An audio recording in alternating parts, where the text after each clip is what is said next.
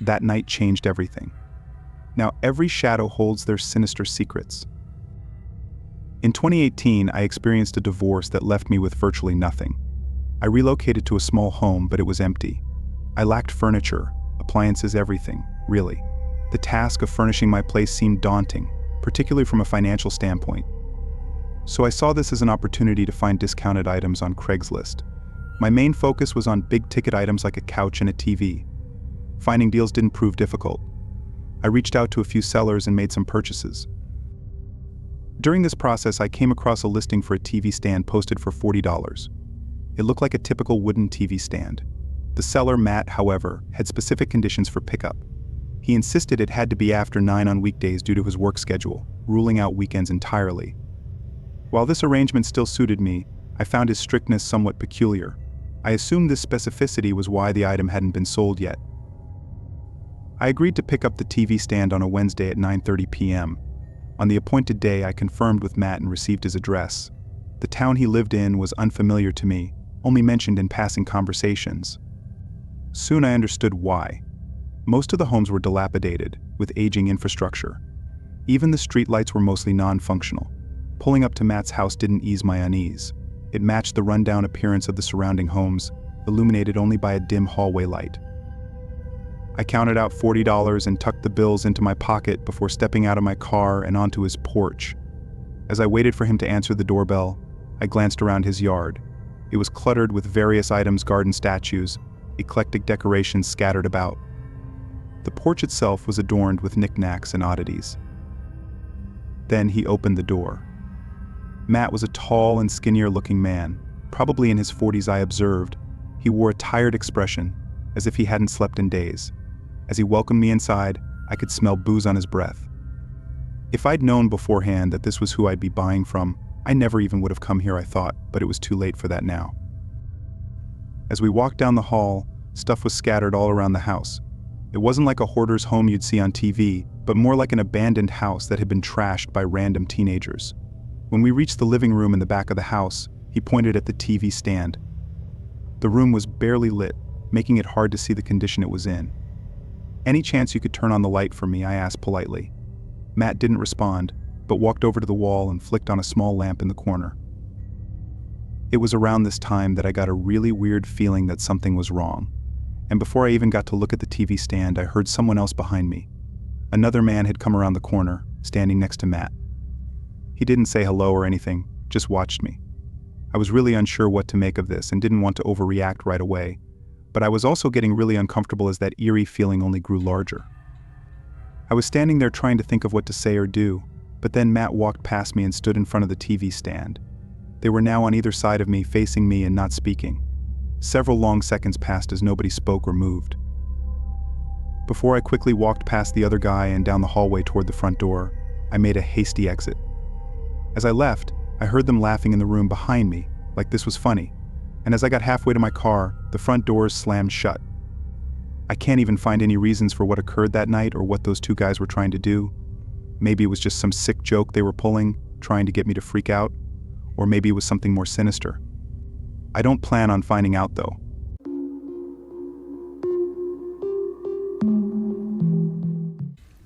I am a man in my 30s hailing from a small town, and I have a chilling tale to share about my encounter with the unpredictable world of Craigslist. It all started when I decided to sell my US television set on the website.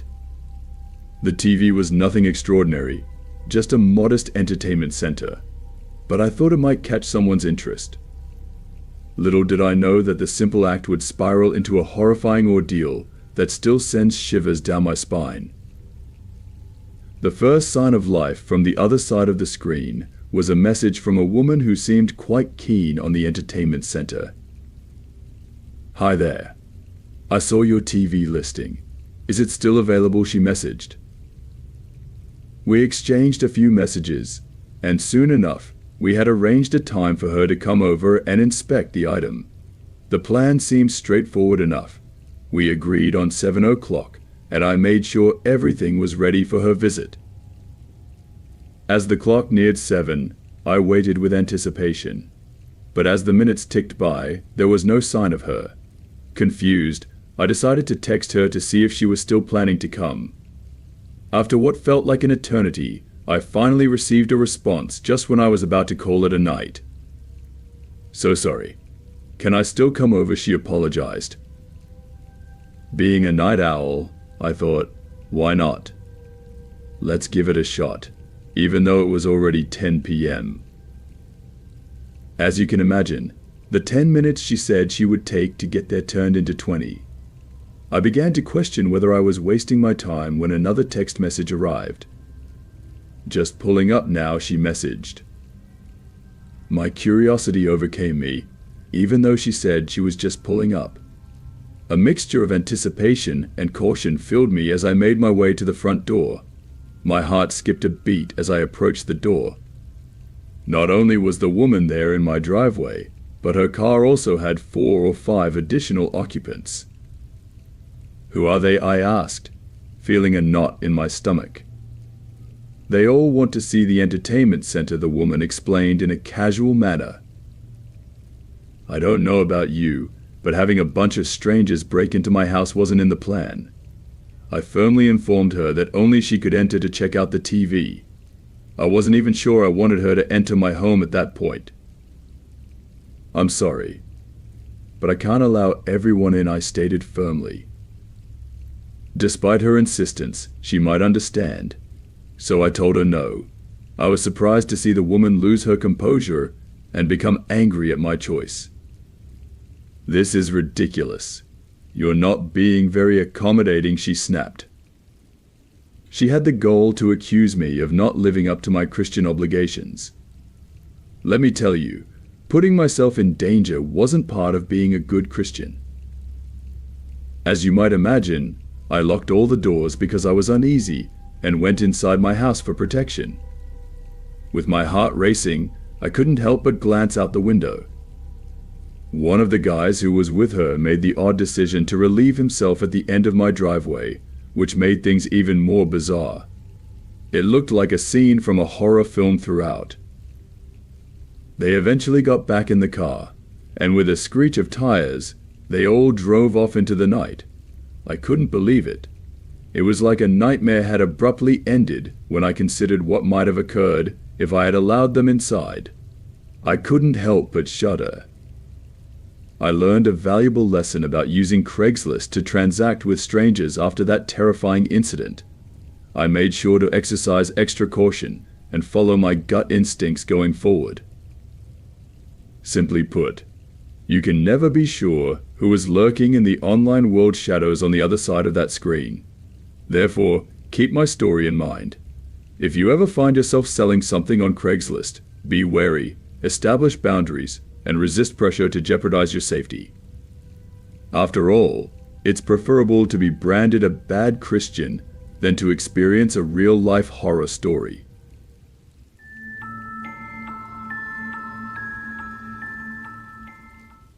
I was born and raised in a small town, a place where everyone knew everyone else, and life was simple and predictable. However, life had other plans for me, and I found myself moving to the big city, a place teeming with life, noise, and endless possibilities. The transition was not easy, and I had to make several adjustments to fit into my new environment. One of these adjustments involved selling my car, a reliable 6-year-old Honda Accord that had been my faithful companion through many adventures. The decision to sell my car was not an easy one. It was more than just a vehicle. It was a symbol of my past life, a life that was quickly fading into the background as I embraced the hustle and bustle of city life. However, I realized that owning a car in the city was more of a burden than a convenience. With public transportation readily available and parking spaces hard to come by, I decided to let go of my beloved car. I posted an ad on Craigslist hoping to find a buyer who would appreciate my car as much as I did. Soon, I was contacted by a man named Mark. "Hello, I'm Mark. I saw your ad about the car. Is it still available?" he asked over the phone. He was in his early 40s and seemed like a decent person. He told me that he was interested in buying the car for his daughter, who was about to start college. We had a few phone conversations, and everything seemed to be going well. When Mark came for the test drive, he was friendly and showed genuine interest in the car. He inspected every nook and cranny, asked questions, and seemed satisfied with the car's condition. We negotiated the price, and after some back and forth, we agreed on a fair amount. Mark asked me to hold the car for him for 2 days while he arranged for the payment, and I agreed. 2 days later, we met again in a familiar neighborhood. Mark was as friendly as before, and everything seemed to be going according to plan. We took the car for one last test drive, and then it was time for the payment. Mark handed me a cashier's check from Chase Bank. I suggest we go to the bank together to cash the check and transfer the title, I suggested. But Mark's demeanor suddenly changed. He became hesitant and seemed nervous. We were parked by the side of the street, discussing the bank visit, when Mark asked to inspect the car one more time. I agreed, and as we both stepped out of the car, Mark suddenly jumped back into the driver's seat and sped off, leaving me standing on the sidewalk shocked and confused. Panic surged through me as I watched my car disappear down the street. I turned to the bystanders pleading for someone to call 911. A kind stranger dialed the emergency number, and I quickly explained the situation to the dispatcher. As I was talking, a police car pulled up nearby, and I flagged them down. I got into the back of the police car and gave them all the information I could remember about my car and the man who had stolen it. The officers reassured me that they would do everything they could to find my car, but unfortunately, the thief managed to get away. In the following weeks, I had to deal with the aftermath of the theft. I filed a police report, contacted my insurance company, and tried to come to terms with the loss of my car. I was frustrated and angry with myself for letting my guard down and allowing this to happen. 3 months later, just as I was about to receive compensation from my insurance company, I received a call from the police. They had found my car 3 states away. It turned out that Mark had been part of a car theft ring. He had stolen my car and sold it to another man who had then sold it to an unsuspecting buyer. The police arranged for all of us to meet at the station. The man who had bought my car from the thief agreed to return the car to me, and the thief agreed to refund the money to the buyer. In the end, I did receive compensation for my car, but the whole ordeal left me feeling stressed and demoralized. Despite this experience, I continued to buy and sell cars on Craigslist. However, I learned a valuable lesson from this incident. Now, I always make sure to take a photo of the buyer's driver's license at the beginning of every meeting. This experience taught me the importance of being cautious and vigilant, especially when dealing with strangers.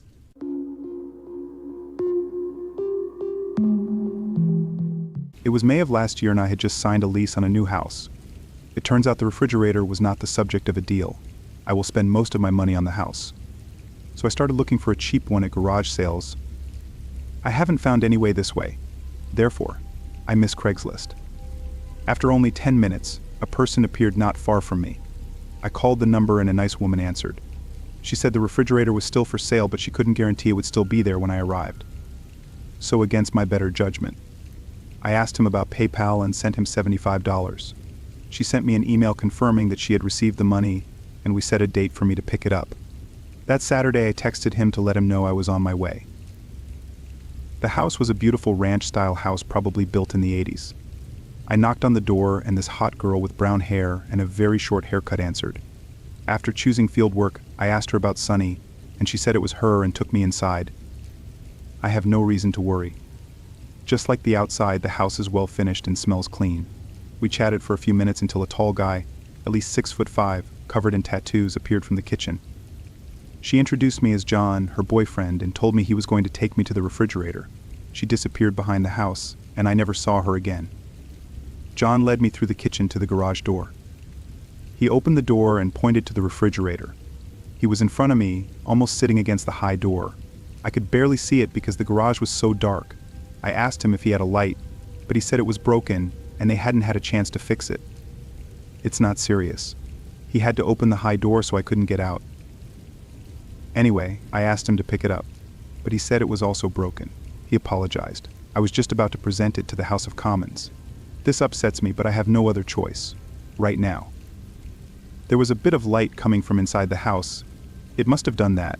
I took 2, maybe 3 steps into the garage before realizing there was plastic on the floor.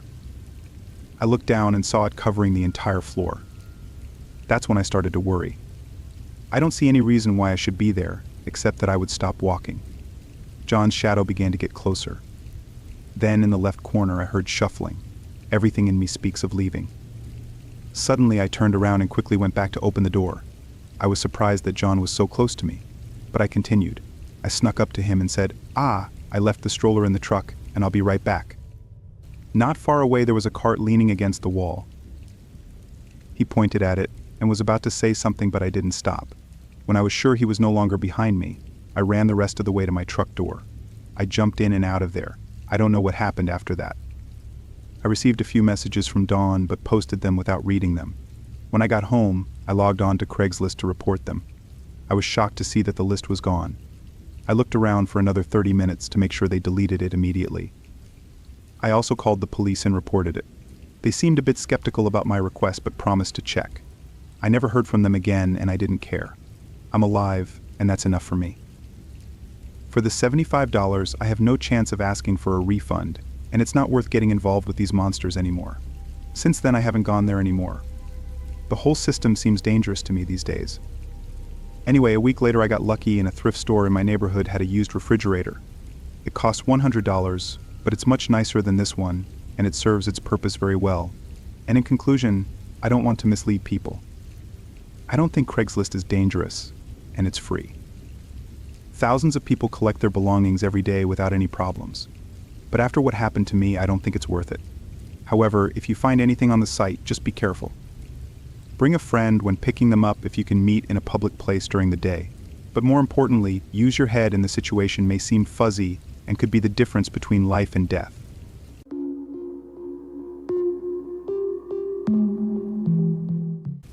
This happened quite a while back when I was 18 years old. I lived with my folks, even though I had recently moved on from secondary school. I just purchased another PC. Furthermore, after I was finished getting it set up, I posted my old one on Craigslist. It was just 2 years old. Yet in those days that implied it was obsolete. It was a Dell PC with fair specs, and it was very nearly $2,000 fresh out of the box. I was asking for just $500 because more current workstations at the time were significantly better.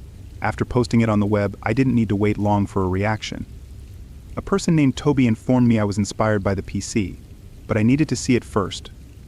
I needed to set up a chance to meet next week when I would be in Midtown. That way we could meet at a bistro or something like that. At the point when I proposed it, Toby said that he wanted it immediately. Therefore, I consented to allow him to approach my home. I realized gathering in a public place would be more brilliant. Be that as it may, our home was in suburbia, and I didn't have a vehicle. I realized it was apathetic and moronic. Yet I gave him my residence. My folks weren't home, and I figured it'd be a speedy deal and that nothing would turn out badly. Toby appeared sometime thereafter, on a Saturday at around 7 p.m. I saw a more seasoned van maneuver into the carport, and a man got out. In any case, he was in good company. He had one more person with him. The two of them were no less than 30, a lot greater than me. When that's what I saw, I felt somewhat frightened. Something about their presence felt off. In any case, I forgot about the inclination. All things considered, they were only there to check a PC out.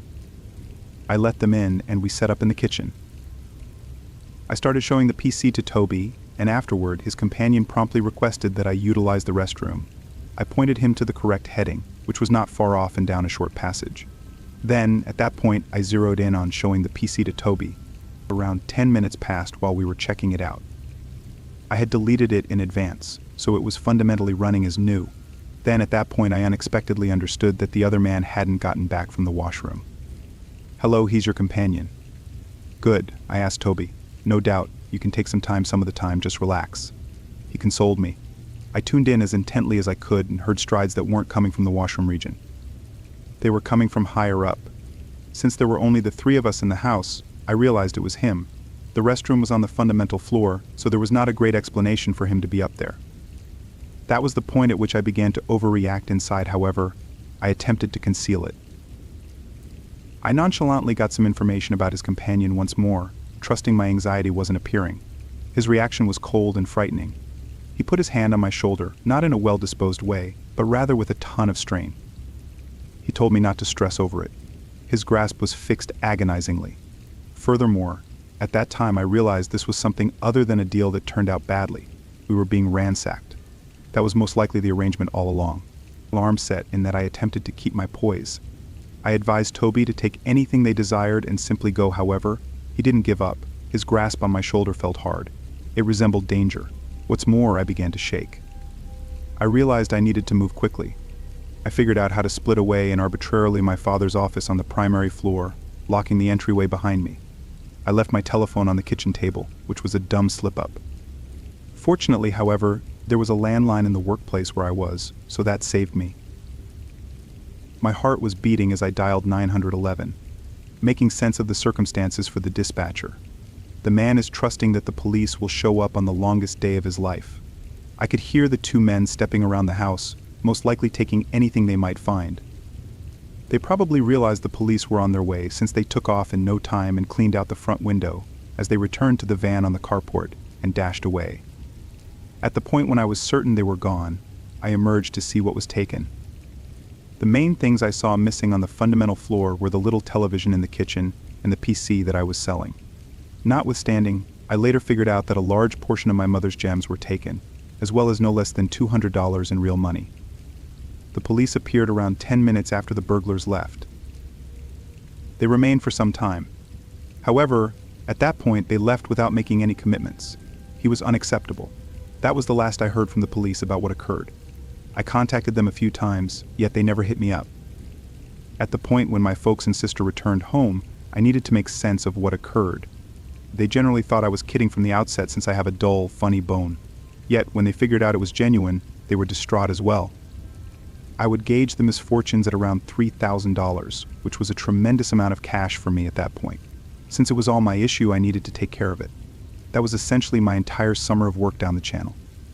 It was the last time I met an unusual individual off the web. If I was ever to rehash it, there'd be no chance I would allow them to come to my place. It's a public or private arrangement with no exemptions.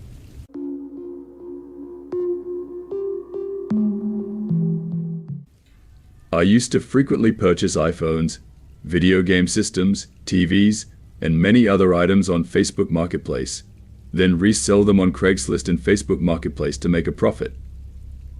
I've been doing this for years as a side job, and I've learned a lot along the way. Hello, I'm Mark. I saw your ad about the car. Is it still available? I usually try to resell iPhones because they seem to have the highest profit margin. On one occasion, I got an iPhone X for $155. This was over a year ago, so it was a very good deal. You'd be surprised how low the prices you can negotiate from these people if you try. Most people might reject such ridiculous offers, but many just want quick cash, and they'll sell it to the first person who contacts them. So I took full advantage of it. Anyway, I had listed that iPhone X for sale at $300, and I wrote in the description that I would consider best offers. Usually this phone sells quickly, so I wasn't too worried about rejecting offers less than $300 because most of the time I could sell it within a week at the original price if I just waited. Just an hour after I posted the listing, someone contacted me who was interested in the phone. Hi, I'm interested in the iPhone. Can we meet tomorrow? They asked a few questions and planned to meet the next day in the late afternoon after they got off work. A few hours before the meeting, they messaged me and asked if I could come directly to their house instead of meeting at Walmart like we had planned before. I was immediately wary of that request, but I still asked them for their address so I could put it into the GPS app on my phone to see how far it was. They were only about 20 minutes away, which wasn't too far actually, and they were willing to pay the full $300 for the phone. So I decided to go for it. I told them I could deliver the phone to their house, and that was fine. I just told them to let me know what time I should come. They thanked me excessively and kept telling me how I was a lifesaver and how grateful they were to me for helping them. They then asked if I could come at 7:30 p.m. and they would definitely be home by then. I agreed, but I didn't like that they wanted to meet so late. I had to get up for work the next morning at 5 a.m. and I like to have some alone time at home and get some time to myself before I have to sleep. When they initially said we could meet after they got off work, they said late afternoon. So I expected it to be between 4:30 to 6 p.m., maybe at the latest, but I still went along with it because I really wanted to sell the phone. This woman didn't live in a neighborhood. She lived on a street off the main road in town. She definitely had neighbors, but the area had a somewhat rural feel to it. Around 7:20 p.m., I left because I wanted to make sure she would be there when I arrived. I told her when I was on my way and that I would arrive in about 20 minutes. When I arrived and knocked on the door, my anxiety tripled, waiting for an answer. It was starting to get dark, so that didn't help much. When the woman opened the door, she introduced herself as Sabrina. She invited me in and introduced me to her husband, who was sitting on the couch in the living room. Almost immediately, they started mocking me, making fun of my clothes and appearance, and even tried to pass it off as a joke. But I sensed strong passive aggression almost immediately after I walked in. I had a strange feeling about these people. There was something very wrong about them. I thought Sabrina might be on drugs because she was acting weird. And she looked like someone who was using something. And I'm not talking about weed. I'm talking about serious hard drugs. Her eyes looked sunken, and she was pale as a corpse. She was definitely on something. Trust me. She just wasn't acting right. Not like a normal person. Anyway, she was rude and somewhat pushy while I was there and argued with her husband about how much she was willing to pay for the phone. I let them look at the phone. Sabrina wanted to put her SIM card into the phone before buying it because she wanted to make sure the phone would work. She then started complaining about a small crack on the phone, even though I stated in the description that there was a small crack, and it was fully visible in the photos I took. She started getting upset and said that I was trying to scam her. She said she wouldn't pay more than $200 for it. I immediately said no and asked for the phone back, constantly trying to negotiate, and I said that I wouldn't accept less than $250. I made it very clear that I wouldn't accept anything less than that. Not liking that at all, she took her SIM card back from the phone and literally threw it towards me. And I mean, she really threw it at me like really hard. The phone hit me directly in the face and then fell to the floor after bouncing from my head to the hardwood floor. "What's wrong with you?" I asked. Then she ran off somewhere. I think it was her bedroom. I started screaming and crying hysterically. Her husband tried to calm me down and gave me $100 so I wouldn't call the police. I accepted the $100 and I didn't call.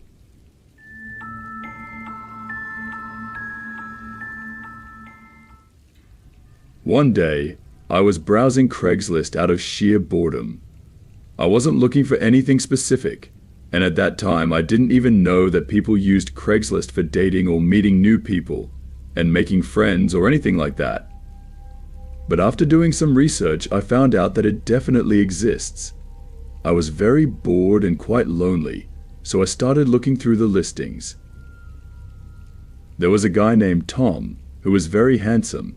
He said he was 32 years old. I myself was 34 years old at the time, so we were around the same age. I wasn't looking for anything specific. I'm a very laid-back person, so I usually just go with the flow of whatever happens. He had a good aura and seemed like a genuine person, and he also wasn't too pushy, so I wasn't too worried about the scam situation.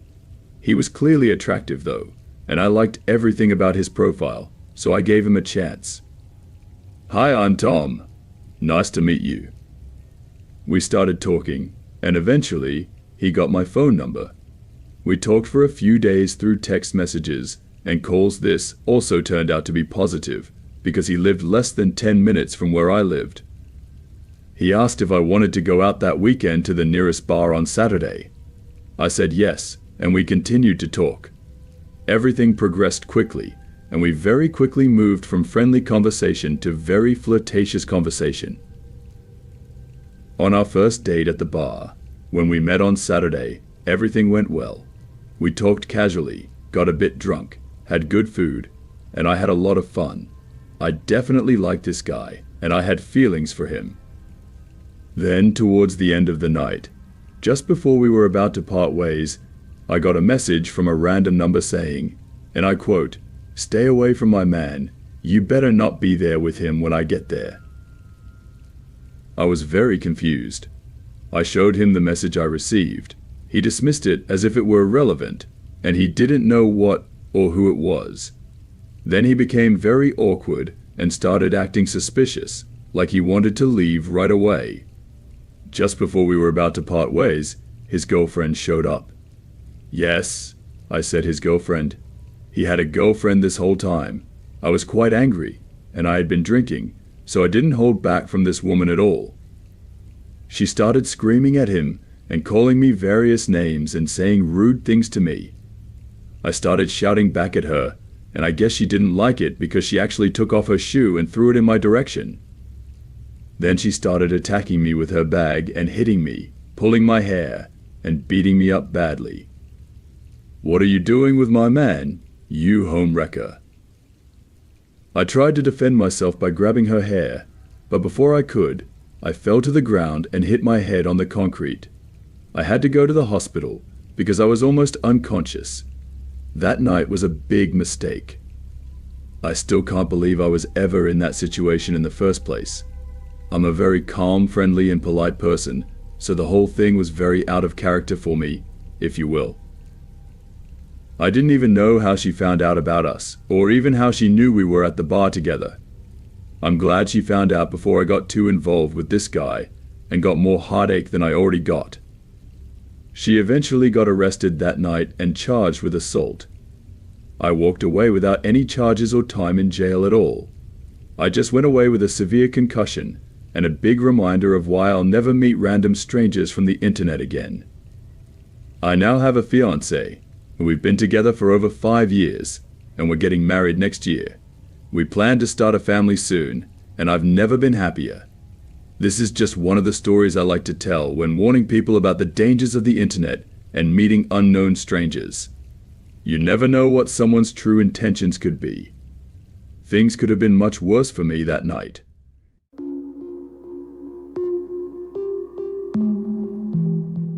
It was around this time last year when I decided to use Craigslist as a means to sell a few things I had to get rid of.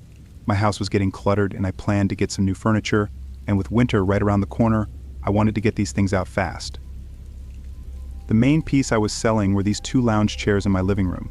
They were really big and a bit outdated, but still fully functional and didn't have any stains or rips on them.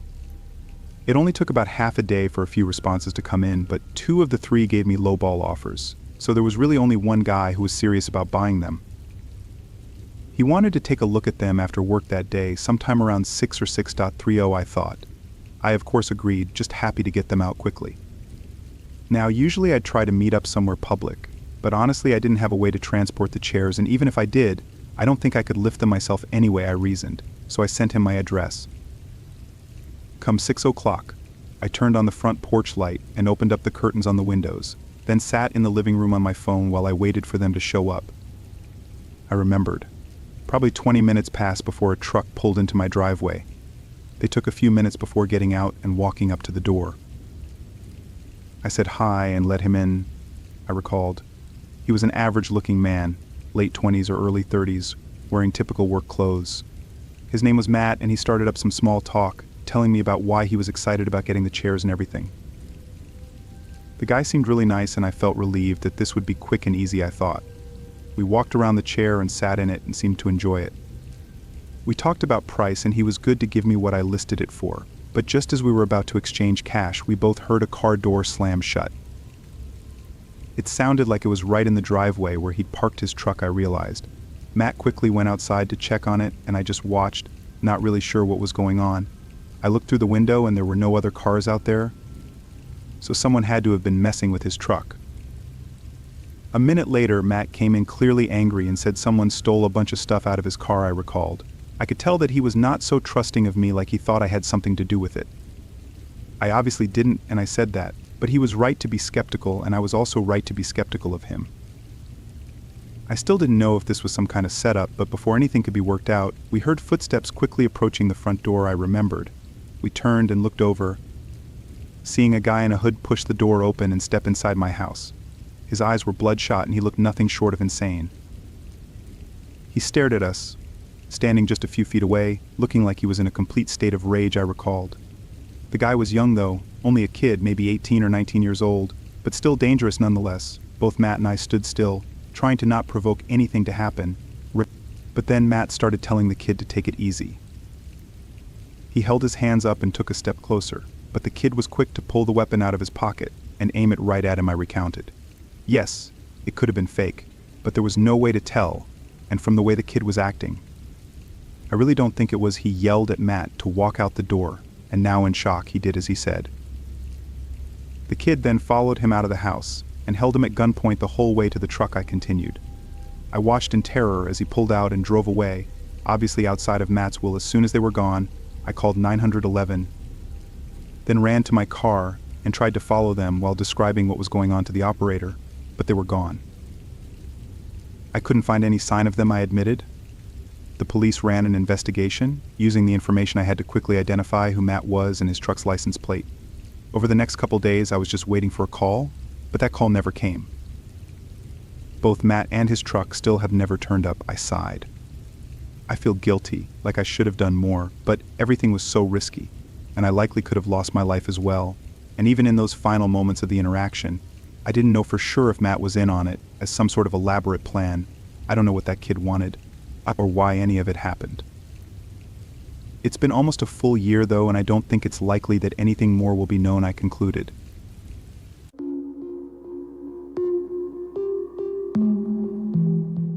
For the past few days, I've been alone at home, just me in an empty apartment. A little while ago, my boyfriend got offered a really good job in another state. We've been wanting to move out of Florida for a long time. So when he got the job, we packed up and left town, even though we had already paid rent for a whole month in our old apartment.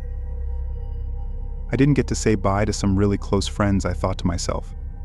Since we'd already paid the rent for the month, I decided to return by myself and spend a couple more weeks here. Luckily, my job gives me the flexibility to work remotely or from the office in Florida. So even though the apartment feels empty without my boyfriend, I still have a good place to work and keep me busy.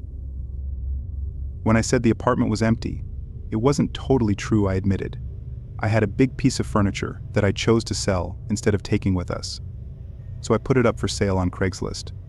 But here's where things took a weird turn. I put my address on the post, but it didn't stay up for long. Thankfully, the furniture sold on the same day, which was nice. Since I posted the ad yesterday, some strange stuff has been going on. At first, it didn't seem too weird. But you see, I have a cat, so I'm used to hearing noises all the time. Most of the time, it's just him being his mischievous self. He enjoys knocking things over either for fun or to annoy me. One evening, while I was lying on my air mattress, reading my favorite book, I heard a lot of noise coming from the kitchen. Is it just him being noisy again, I wondered. Shrugging it off, I went back to reading, assuming it was just the cat causing a ruckus. Then I remembered, wait, my cat isn't even here. We took him to our new place. So I awkwardly rolled off the air mattress, trying to be as quiet as possible. I went to the kitchen to see what was making the noise, and there I found a few red Solo cups that had been on the counter, now scattered on the floor. I looked around and the only thing I could think of was that the fan was on and it blew them off. That's what I convinced myself to believe so I could sleep, I muttered to myself. But the truth is, those cups had been on the counter all day, and the fan had been running for hours. Why did they suddenly fall now? I tried not to think about it too much. I turned off the lights, read a bit more on my Kindle, and eventually fell asleep. I woke up around 3 a.m. to a strange noise I recounted. It sounded like someone was shaking a jar of coins or a set of keys, I'd never heard anything like it before. It seemed like it was coming from outside the apartment, but it was really loud. As soon as I got out of bed, the noise stopped. I turned on all the lights in the house, but I couldn't find where the noise was coming from. So I went back to bed with all the lights still on. It felt safer with the lights on, and I fell asleep quickly. When I woke up this morning, I continued. I didn't notice until I turned on the bathroom light that all the lights in the house were off. No one has ever said I sleepwalk, I pondered, but I couldn't think of any other reason why all the lights were off. The front door is locked with a deadbolt and a regular bolt, I reassured myself. After I showered and dressed, I looked for my keys but couldn't find them in my purse. I thought maybe I accidentally put them in the freezer with the groceries or left them on the kitchen counter, I speculated. But I checked everywhere and they weren't there. I looked in the freezer, microwave, counters, but my keys were nowhere to be found. Then I remembered the jingling sound I heard during the night, I recalled. I checked outside even though it was unlikely for my keys to be there. The only way they could have ended up outside is if they fell out of my bag when I came into the house, I reasoned. I stepped outside and there were my keys on the welcome mat outside my front door, covered in something red. That's when I realized I might have messed up by putting my address on Craigslist for that ad, I admitted. I'll see what happens tonight, but I'll be honest, I confessed. I'm starting to think I might leave early and not stay here for the rest of the rent.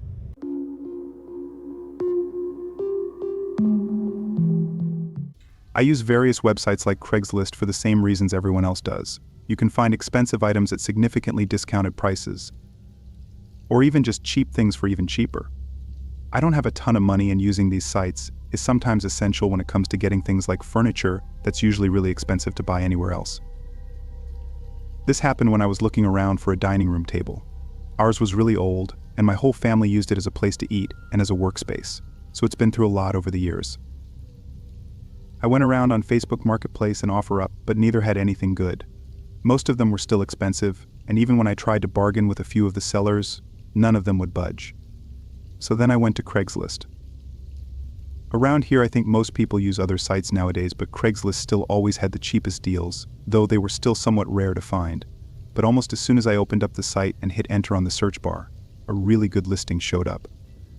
It was a very basic wooden dining table that didn't have much wear on it, and the seller posted it for only $100. Compared to the $400, $500 everyone else was listing things for, this was a steal. I sent a message saying I'd love to check it out and would be willing to pay the full price. He didn't reply immediately, so I just took a break and hung out with my kids until around 7 when they went to their rooms to get ready for bed. I went back to my laptop and found a response from just a couple minutes ago. It was a very quick few sentences saying he was sorry but the table was going to be thrown out tomorrow morning, but if I really wanted it, I'd have to come by tonight or any time before 5 a.m. tomorrow. It was weird that he'd be willing to sell it at any time during the night, and his reasoning didn't make all that much sense to me. But after some thought, I replied back saying I could pick it up right now.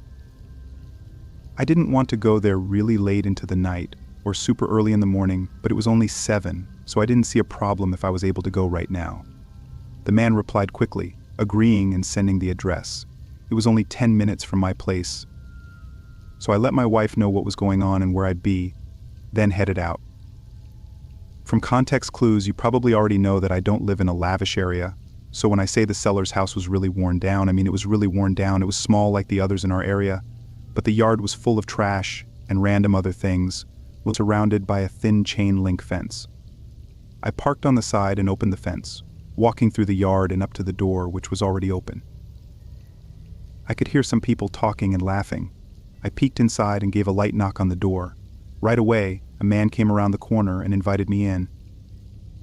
He looked like he was in late college, somewhere in his mid-20s. As I stepped inside, though, I couldn't help but notice how disgusting the whole place was. There were beer cans laying around and stains in the carpet. It looked like a really poorly taken care of house where they had probably hosted hundreds of college parties. The man was very laid back, though, casually walking me down the hallway and into the kitchen while talking about how he didn't have room for the table anymore.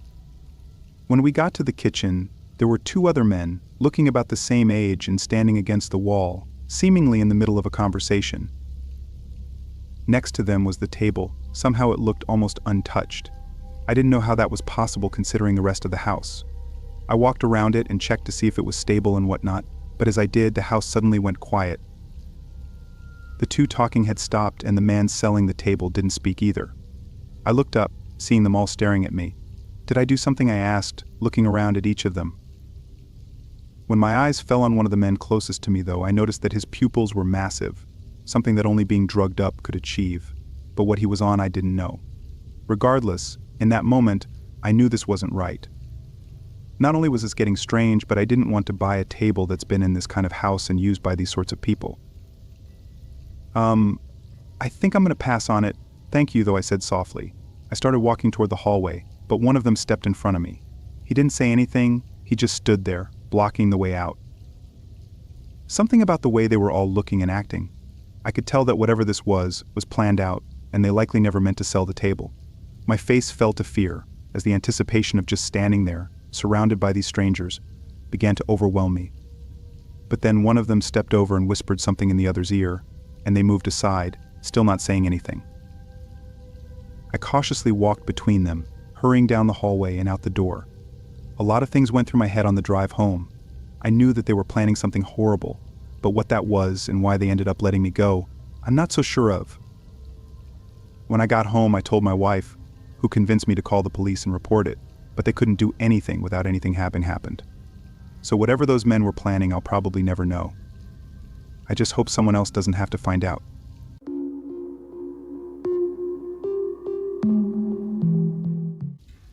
I wanted to move out of my old apartment in a few months and was hoping to get some money to help pay for movers. The shoes were nothing special, but I listed them for generous prices, hoping to get them bought quickly. It was some guy whose email had the name John K. in it, and he offered just $5 less than my listing price. It seemed like an unnecessary adjustment to the original price, but I didn't want to keep waiting for more offers, so I wrote him back saying I was okay with that. We set up to meet the following day at 5 in the parking lot of a public gas station in the middle of town. The next day I sent a text and he confirmed that he was on his way, so I left as well and got to the gas station right at 5. They weren't there yet, but there was a lot of traffic on the road, so I figured he'd be late. I sat in my car patiently, and over the course of 30 minutes, the roads cleared up and the sun started coming down, and then John finally pulled in. He drove a small sedan with none of the headlights working and resembling something from a scrapyard. He parked next to me and got out. John looked like he was in his 30s and was a pretty large guy, wearing ripped-up clothes and having long, unkempt hair. He didn't say much, so I brought out the shoes and let him look at them. As he held them, though, and didn't say anything, he kept looking back at the gas station. I don't know what he was looking at, I thought, but after he checked over his shoulder multiple times, I glanced over as well. The gas station was empty aside from one guy putting gas in his car, but otherwise I didn't know what he could be looking at.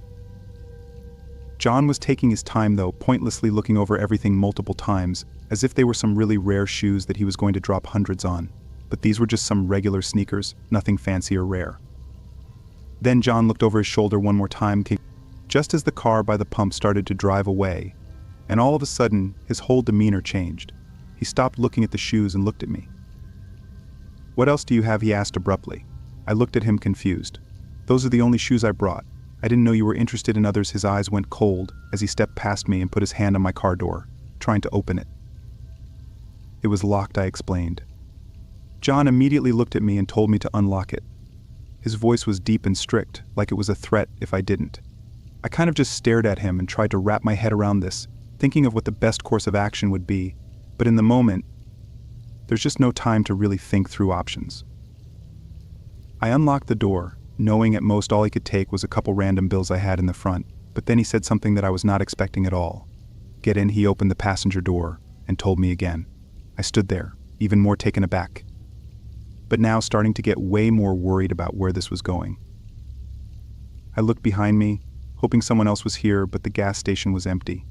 No people or cars anywhere in sight. John grabbed my arm and pulled me over to the door, taking the keys from me and aggressively shoving me into the car while throwing a few punches landing on the right side of my face. I immediately tried to get up, but John slammed the door against my head, making my vision go blurry and everything just sort of fading in and out. I heard him start walking around the car as if he was going to the driver's side, but then he suddenly turned around and sprinted back to his truck.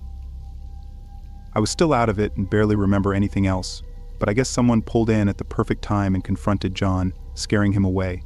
If they hadn't have helped me and John was able to get in and presumably drive away, I don't know what would have happened. Assuming his car was either stolen or untraceable to his name, then stealing my car and abducting me would have left no trace of our interaction, giving him days, if not weeks, to do whatever it was he planned before anyone would even come looking.